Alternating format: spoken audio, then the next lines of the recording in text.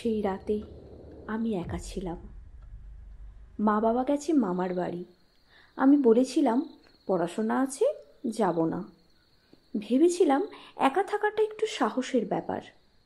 কিন্তু রাত 1টা নাগাদ যখন রান্নাঘরের দরজা ঠক ঠক শব্দ করে কেঁপে উঠল, সাহস বলে আর কিছু অবশিষ্ট ছিল না।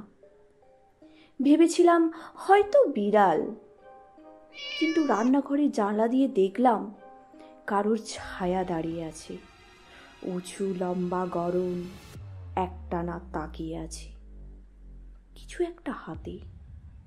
হাত কাঁপতে লাগলো আমার। ফোন হাতে নিলাম, কিন্তু নেটওয়ার্ক গেল। পুরো গ্রাম যেন ঘুমিয়ে পড়েছে, একা আমি আর ও। দরজাটা ভিতর থেকে আটকে দিলাম, লাইট নিভিয়ে সোফার নিচে ঢুকে পড়লাম। ঘরের চারপাশে চুপচাপ পায়ের আওয়াজ, টিপ টিপ করে। তারপর হঠাৎ দরজার গায়ে কিছু একটা সজোরে আঘাত, ধড়াং। আমার দম বন্ধ হয়ে যাচ্ছিল।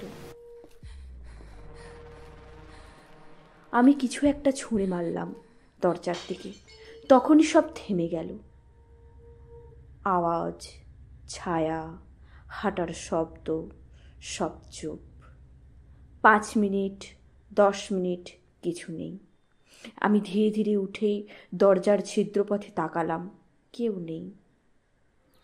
পরদিন সকালে পাড়ার লোকজন এসে বলল, কাল রাতে পাশের বাড়ির চোর ধরা পড়েছে।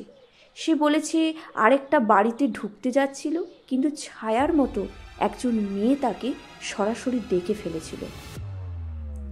সে নাকি বলেছে মেয়েটির চোখ একদম আগুনের মতো জ্বলছিল। আমি কিছু বলিনি, শুধু হেসে মাথা নেড়েছি। সেই রাতে আমি কি দেখেছিলাম জানি না, কিন্তু জানি আমার ভিতরে কেউ জেগে উঠেছিল, যে আমাকে বাঁচিয়েছিল। হয়তো আমি একা ছিলাম না, হয়তো দরজার ওপারে শুধু চোর ছিল না। আপনি শুনছিলেন দরজার ওপারে কেউ ছিল। আমি পল্লবী। আবার আসবো নতুন এক গল্প নিয়ে। ততক্ষণ দরজা বন্ধ করে রাখুন।